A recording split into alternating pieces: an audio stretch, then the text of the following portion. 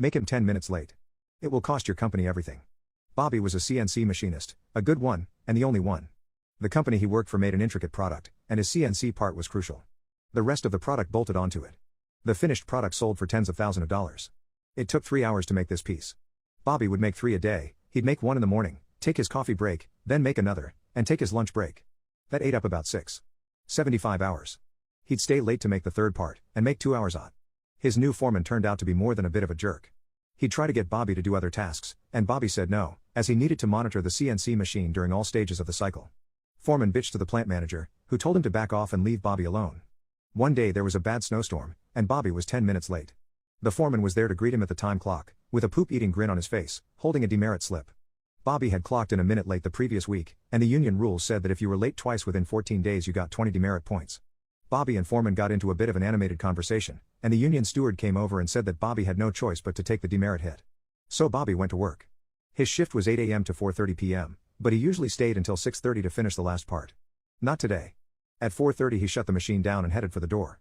The next morning, foreman comes over and says that the assembly team is short a part. Yeah, I know. I'm working on it right now. It'll be done in 2 hours. But they need 3 a day. Why didn't you make 3 of them yesterday?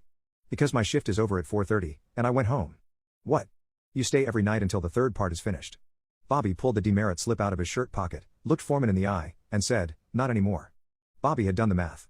Every week, instead of getting 15 parts, they were getting 10 or 11. Foreman tried to sweep it under the rug, but within a few days chaos ensued. The assemblers had no core part, and their team went to the plant manager to let him know that production was falling. The assemblers liked it. They got to hang around yakking while they waited for the next CNC part to arrive. Eventually, there was a meeting with plant manager, foreman, union steward, and Bobby. Foreman tried to throw Bobby under the bus saying that he refused overtime. Union steward pointed out that, as per the contract, mandatory overtime was only in case of emergencies, and this wasn't an emergency. Bobby had every right to decline the yacht. Foreman lost his temper, started yelling at Bobby and union steward, and was asked to leave the meeting. Plant manager knew he was screwed, and looked at Bobby and asked, what's it going to take to get you to work the overtime? Bobby smiled, and replied, as long as foreman is my supervisor, I won't be working a minute of odd. And that was the last anyone saw foreman. By sticking to the contract, Bobby cost the company a handful of parts worth many thousands of dollars, and put the company into a position where their lowered production would cost them even more, in perpetuity. Bobby worked a couple of Saturdays to catch up, and made double time for those shifts. They hired a new foreman, who was explicitly instructed, do not, under any circumstances, duck with Bobby.